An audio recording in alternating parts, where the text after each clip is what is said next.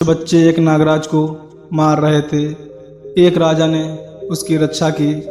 राजा पर प्रसन्न हो नागराज ने उस राजा को जानवरों की भाषा समझने और बोलने का वर प्रदान किया था, किंतु उसे चेतावनी भी दी थी कि यदि वह उस बात की चर्चा कभी भी किसी से करेगा तो उसके प्राण चले जाएंगे। एक दिन राजकीय कामकाज के बाद राजा अपनी प्रिय रानी के साथ एक बाग में बैठा कुछ खा रहा था। तभी मिष्ठान का एक छोटा सा टुकड़ा नीचे गिर गया। थोड़ी देर में वहाँ एक चींटी पहुँची और उस टुकड़े को देख खुशी से चिल्ला उठी, अरे वाह, इतना बड़ा मिष्ठान जो एक पूरी बैलगाड़ी में भी नहीं समा सकता। फिर वह उस टुकड़े को उठा ले जाने लगी।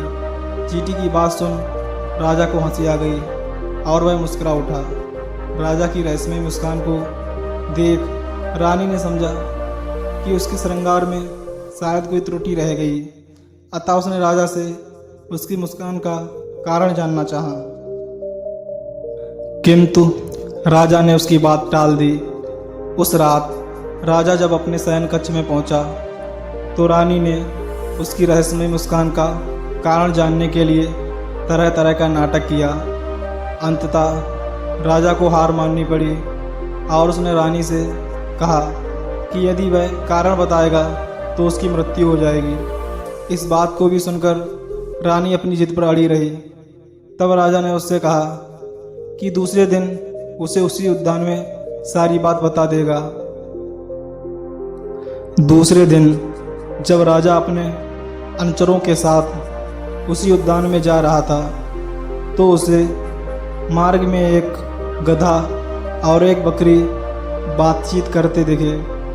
पास पहुंचने पर राजा ने सुना कि वह बकरी गधे से कह रही थी, गधे, तुम तो मूर्ख हो, किंतु आज मैंने जाना कि यह राजा तुमसे भी बड़ा मूर्ख है।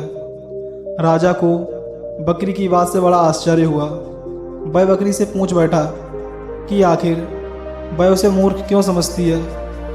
बकरी ने राजा से कहा, हे राजन, आज तुम प्रसन्नतापूर्वक अपनी रानी को खुश करने के लिए अपने जीवन का बलिदान कर रहे हो, किंतु जब वह रानी तुम्हारी मृत्यु के बाद समस्त संपत्ति की अधिकारिणी हो किसी दूसरे व्यक्ति के साथ जीवन का आनंद उठाएगी तो क्या तब भी तुम प्रसन्न रहोगे।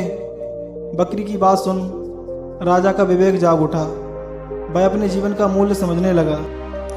जब राजा बाग पहुंचा तो उसने रानी से कहा, रानी, मैं तुम्हें अपनी मुस्कान का कारण बताने को तैयार हूँ, किंतु एक शर्त है, तुम्हें 100 कोड़े खाने पड़ेंगे, क्योंकि भेद बताने पर मेरे तो प्राण तत्काल निकल जाएंगे। रानी ने समझा राजा तो उसे बहुत प्यार करता था, उस पर झूठ मूठ के कोड़े बरसाए जाएंगे। अतः वह कोड़े खाने को तैयार हो गई। तब राजा ने अपने एक सिपाही से पूरी शक्ति के साथ रानी पर कोड़े बरसाने को कहा। सिपाही ने तब रानी पर पूरी शक्ति से कोड़े बरसाए।